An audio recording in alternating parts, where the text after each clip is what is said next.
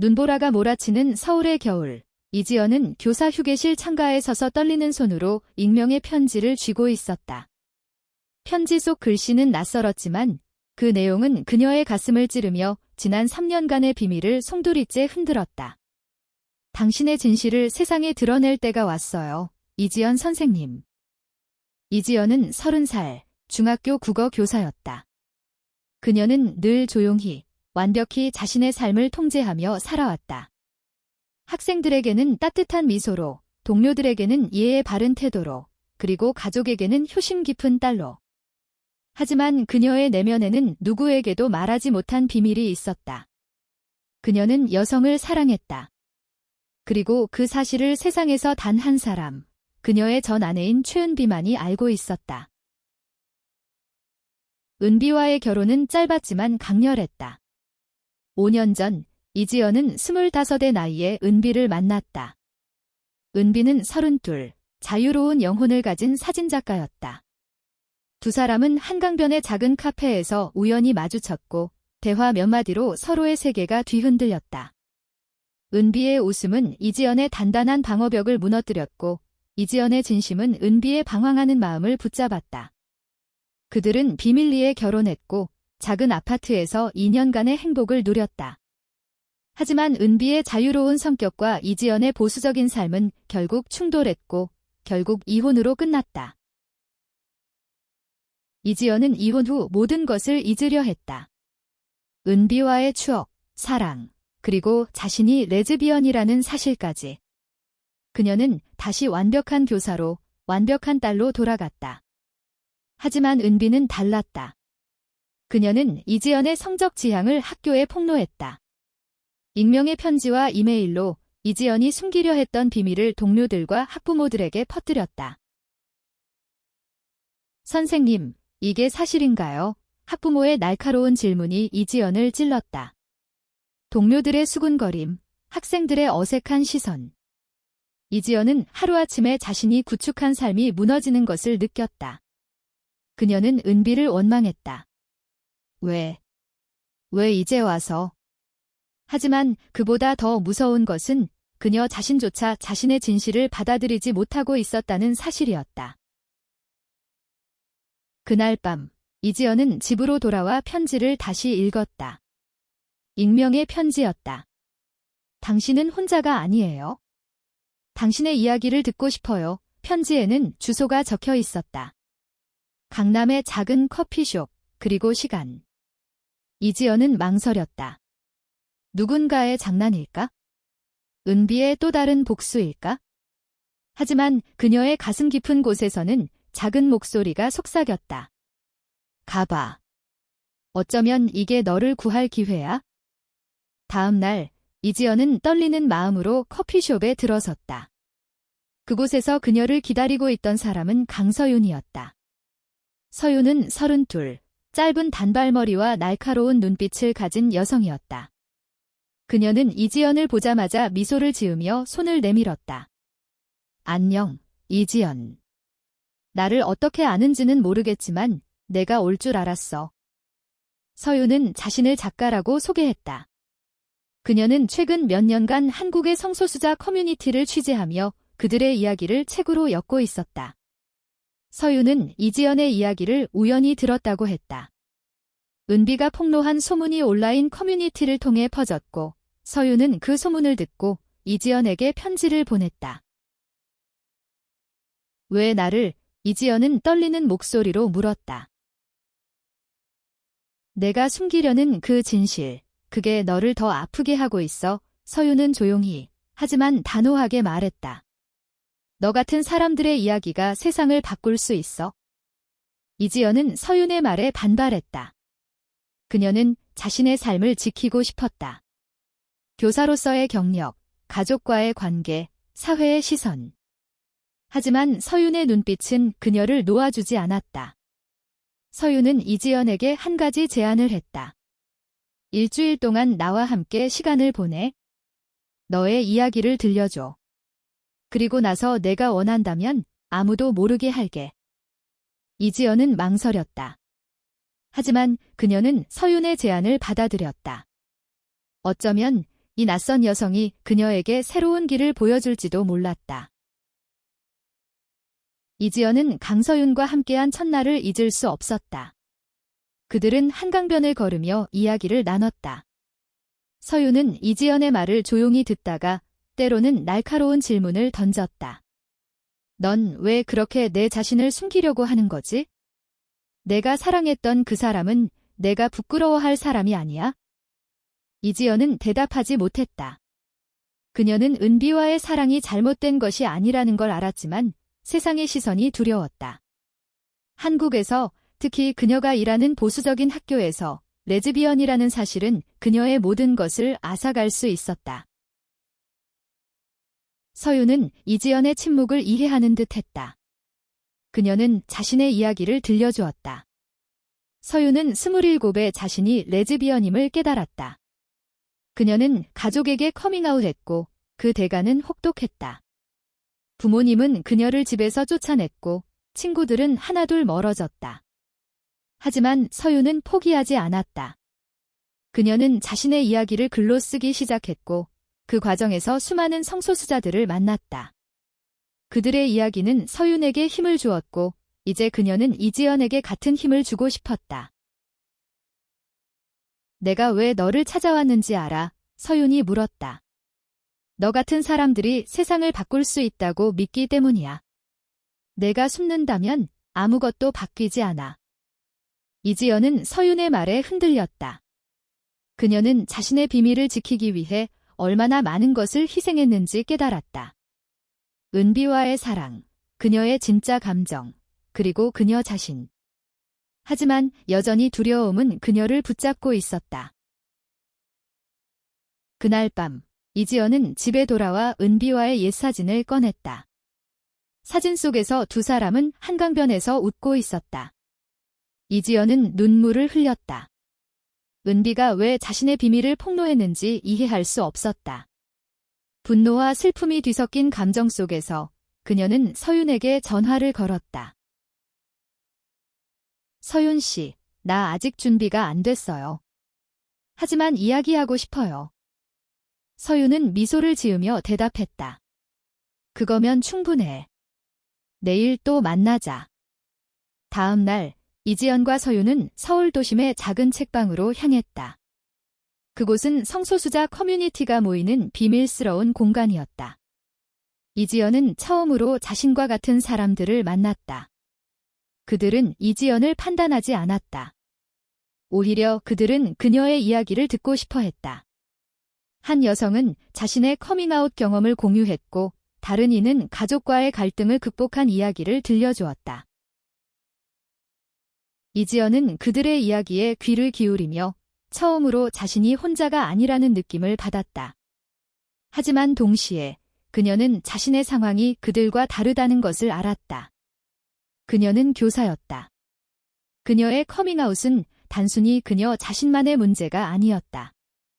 학생들, 학부모들, 그리고 학교 전체가 그녀의 삶에 영향을 미칠 터였다. 그날 밤, 이지연은 서윤에게 물었다. 만약 내가 커밍아웃 한다면 내가 사랑하는 모든 걸 잃을지도 몰라요. 그럼에도 해야 한다고 생각해요. 서윤은 잠시 생각하다 대답했다. 내가 잃을지도 모르는 건 사실이야. 하지만 내가 얻을 수 있는 건 내 자신, 그리고 진짜 자유야. 이지연은 그 말을 가슴 깊이 새겼다. 그녀는 아직 결정을 내리지 못했지만 서윤과 함께한 시간은 그녀에게 용기를 주었다. 며칠 뒤, 이지연은 학교로 돌아갔다. 동료들의 시선은 여전히 차가웠고 학부모들의 불만 전화는 끊이지 않았다. 하지만 이지연은 달라지고 있었다. 서윤과의 대화, 그리고 책방에서 만난 사람들의 이야기는 그녀에게 새로운 관점을 주었다. 그녀는 더 이상 숨고 싶지 않았다. 하지만 그 첫걸음을 어떻게 내디뎌야 할지 몰랐다. 그러던 중 이지연은 예상치 못한 전화를 받았다. 은비였다. 3년 만의 연락이었다. 은비의 목소리는 떨리고 있었다. 지연아, 미안해, 내가 잘못했어. 이지연은 분노와 혼란이 뒤섞인 감정 속에서 은비를 만났다. 그들은 한강변의 작은 벤치에 앉았다. 은비는 눈물을 흘리며 말했다. 난 너를 잊을 수가 없었어. 내가 날 떠난 뒤로 난 너무 화가 났어. 그래서 내 비밀을 폭로했어? 그게 너를 다시 내 곁으로 돌릴 수 있는 유일한 방법이라고 생각했어? 이지연은 충격을 받았다. 은비의 행동은 복수가 아니라 어긋난 사랑의 표현이었다. 하지만 그로 인해 이지연의 삶은 무너졌다. 그녀는 은비를 용서할 수 있을지 고민했다. 은비야, 내가 한 행동은 날 망가뜨렸어. 하지만 나도 내가 누군지 부정하며 살았던 걸 알아. 이지연의 목소리는 떨렸지만 단호했다. 은비는 고개를 숙였다. 내가 도울 수 있는 게 있다면 뭐든 할게. 이지연은 은비의 제안을 거절하지 않았다. 대신 그녀는 은비에게 자신의 이야기를 솔직히 털어놓았다. 은비와의 사랑, 그리고 그 사랑을 잃은 후의 고통. 은비는 조용히 듣다가 말했다. 넌 여전히 강해. 그리고 넌 혼자가 아니야? 그날 밤, 이지연은 서윤에게 전화를 걸어 은비와의 만남을 이야기했다. 서윤은 놀라지 않았다. 은비가 너를 아직 사랑하는 것 같네? 하지만 이제 중요한 건 내가 너 자신을 사랑하느냐야. 이지연은 서윤의 말에 깊이 공감했다. 그녀는 자신의 성적 지향을 받아들이기 시작했다. 하지만 여전히 학교에서의 문제는 해결되지 않았다.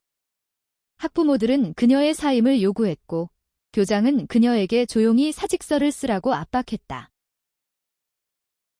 서윤은 이지연에게 제안했다. 학교에서 내 이야기를 해봐. 학생들에게, 동료들에게. 내가 진실을 말한다면 그들 중 누군가는 너를 이해할 거야. 이지연은 두려웠다. 하지만 서윤의 단호한 눈빛과 은비의 후회 어린 사과는 그녀에게 용기를 주었다. 그녀는 결심했다. 다음 주, 그녀는 교사회의에서 자신의 이야기를 공개적으로 밝히기로 했다. 교사회의 날, 이지연은 심장이 터질 듯한 긴장 속에서 연단에 섰다. 동료들의 시선이 그녀를 찔렀다. 그녀는 숨을 깊이 들이쉬고 말을 시작했다. 저는 이지연입니다. 그리고 저는 레즈비언입니다. 회의실은 순식간에 정적에 휩싸였다. 이지연은 떨리는 목소리로 자신의 이야기를 이어갔다. 은비와의 사랑, 그로 인한 아픔, 그리고 자신의 비밀을 숨기며 살아온 시간들.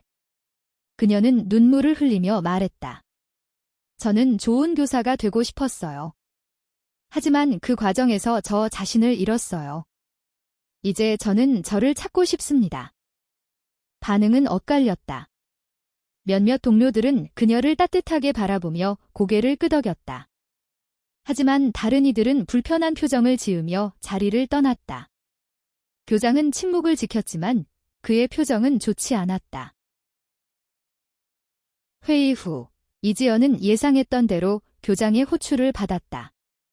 이지연 선생님, 학부모들의 반발이 심각합니다. 사직서를 제출하는 게 좋겠어요. 이지연은 고개를 저었다. 저는 제 잘못을 숨기지 않을 거예요. 그리고 제 학생들을 위해 끝까지 싸울 겁니다. 그날 밤, 서윤은 이지연을 위로하며 말했다. 넌 정말 용감했어. 이제 시작이야. 다음 날, 이지연은 학생들에게도 자신의 이야기를 털어놓았다. 그녀는 국어 수업 시간에 솔직히 말했다. 선생님은 여자를 사랑해요. 그리고 그건 부끄러운 일이 아니에요. 학생들의 반응은 놀라웠다. 몇몇은 어색해했지만 한 학생이 손을 들고 말했다. 선생님, 저희 사촌 오빠도 게이예요. 선생님 이야기 듣고 용기 낼 것 같아요. 그 말은 이지연에게 큰 힘이 되었다. 그녀는 자신의 이야기가 누군가에게 희망이 될 수 있다는 것을 깨달았다. 하지만 현실은 여전히 냉혹했다. 학부모들의 항의는 계속되었고 결국 이지연은 정직 처분을 받았다. 서윤은 이지연에게 새로운 제안을 했다. 내 책에 내 이야기를 실어. 내가 겪은 이 모든 게 누군가에게는 구원의 메시지가 될 거야. 이지연은 망설였다. 하지만 그녀는 서윤의 제안을 받아들였다. 그녀는 자신의 이야기를 글로 쓰기 시작했다. 그 과정에서 그녀는 자신의 아픔과 두려움을 마주했고 동시에 치유되었다. 이지연은 서윤과 함께 그녀의 이야기를 책으로 엮는 작업에 몰두했다. 매일 밤 그녀는 자신의 감정을 글로 쏟아냈다. 은비와의 사랑, 이별, 그리고 폭로로 인한 고통. 그리고 서윤과의 만남이 그녀에게 준 용기. 그 과정에서 이지연과 서윤은 점점 더 가까워졌다. 서윤의 단호함과 따뜻함은 이지연에게 새로운 감정을 불러일으켰다. 어느 날 한강변에서 산책하던 중 서윤이 이지연의 손을 잡았다. 넌 정말 특별해, 지연아. 이지연은 당황했지만 서윤의 손을 놓지 않았다. 그녀는 서윤에게 끌리고 있다는 것을 인정했다. 하지만 동시에 두려웠다. 또다시 사랑에 빠진다면 또다시 상처받을까 봐. 서윤 씨, 나 아직 준비가 안 됐어요. 이지연은 솔직히 말했다. 서윤은 미소를 지으며 대답했다. 괜찮아.